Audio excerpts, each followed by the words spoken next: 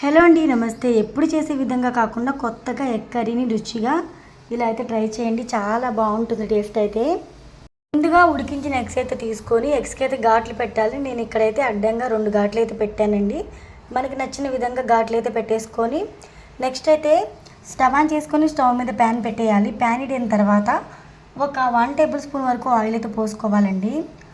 Oil కాగిన తర్వాత అందులో చిటికెడు పసుపు అయితే వేసుకొని అలానే చిటికెడు ఉప్పు కూడా వేసేసుకొని అలానే కారం అయితే 1 టేబుల్ స్పూన్ వరకు వేసేసుకొని ఈ విధంగా కలుపుకొని చక్కగా ఫ్రై చేసుకోవాలండి. ఆయిల్లో ఈ మసాలాలన్నీ కూడా వేగిపోవాలి. ఇందులో మనము ఉడికించి ఘాట్లు పెట్టుకుని ఎగ్స్ కూడా వేసుకొని ఫ్రై చేసేసుకోవాలి. ఇప్పుడు ఎగ్స్ అయితే ఫ్రై చేసేసుకున్నాం కదా, ఈ ఎగ్స్ని అయితే ఒక ప్లేట్లోకి అయితే తీసేసుకోవాలి. కాస్త ఫ్రై చేసుకుంటే పర్వాలేదండి, మరీ ఎక్కువ ఫ్రై అవ్వాల్సిన అవసరం లేదు. ఇప్పుడు ప్లేట్లోకి ఎగ్స్ అయితే తీసుకున్నాం కదా, అదే ప్యాన్లో ఆయిల్ అయితే యాడ్ చేసేసుకోవాలి. ఒక 3 టేబుల్ స్పూన్ల ఆయిల్ అయితే పోసేసుకొని ఆయిల్ కాగిన తర్వాత 1 టేబుల్ స్పూన్ వరకు జీలకర్ర అయితే వేసుకొని అలానే ఒక పచ్చిమిర్చి వేసేసుకోవాలి. అలానే ఈ కర్రీకి ఉల్లిపాయలు అనేవి కొంచెం ఎక్కువ తీసుకుంటే గ్రేవీ అయితే బాగుంటుందండి.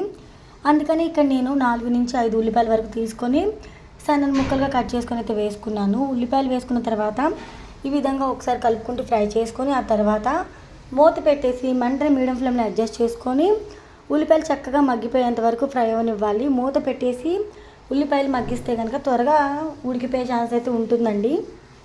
ఇక్కడ తర్వాత మూత తీసి ఒకసారి మనం అబ్జర్వ్ చేసినట్లయితే కనుక ఈ విధంగా ఉల్లిపాయలు అయితే చక్కగా ఫ్రై అయిపోయాయి. ఈ విధంగా ఫ్రై అవుతే సరిపోతుందండి. ఇలా ఉల్లిపాయలు ఫ్రై చేసుకున్న తర్వాత 1 టేబుల్ స్పూన్ వరకు జీలకర్ర పొడి అయితే వేసుకొని అలానే 1 టేబుల్ స్పూన్ వరకు మసాలా పొడి వేసుకోవాలి. మసాలా పొడి అంటే నేను ఇక్కడ ధనియాలు, లవంగాలు, యాలకులు వేసి గ్రైండ్ చేసిన పొడి మాత్రమే తీసుకుంటున్నాను.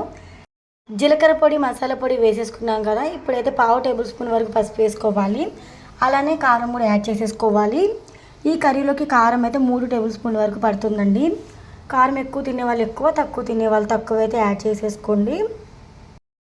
ఓవరాల్గా కారం అనేది మీ టేస్ట్కి తగ్గట్టుగా యాడ్ చేసుకోండి, చూసుకొని వేసేసుకొని ఇందులోకైతే నేను ఇక్కడ మసాలా కారం వాడుతున్నాను. అంటే కొట్టించిన కారం కాకుండా వెల్లుల్లిపాయలు వేసి మసాలా కారం ప్రిపేర్ చేస్తాం కదా, ఆ కారం అయితే వాడుతున్నాను. టేస్ట్ అయితే చాలా బాగుంటుంది.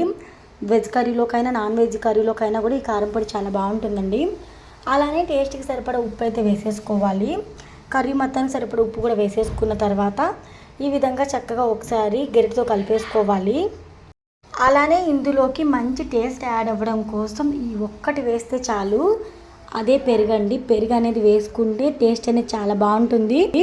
నేను ఇక్కడ బయట కెమికల్ పెరుగు ఏది వాడట్లేదు. నేను ఇక్కడ ఇంట్లో పెరుగు అనేది తోడేసుకొని ఇంట్లో తోడు పెట్టిన పెరుగు మాత్రమే వేసుకున్నానండి. చిన్న గ్లాసుడు పెరుగు అయితే వేసుకొని ఈ విధంగా కలుపుకొని ఆ తర్వాత మనకి ఎంత గ్రేవీ కావాలో దాన్ని బట్టి వాటర్ అనేది యాడ్ చేసుకోవాలి.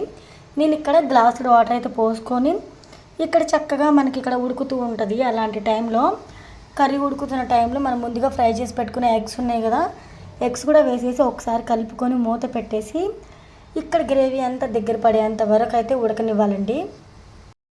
మీరు ఇక్కడ ఒకసారి అబ్జర్వ్ చేసినట్లయితే ఈ ఎగ్ కర్రీ అయితే చాలా యమ్మీగా ప్రిపేర్ అయిపోయిందండి.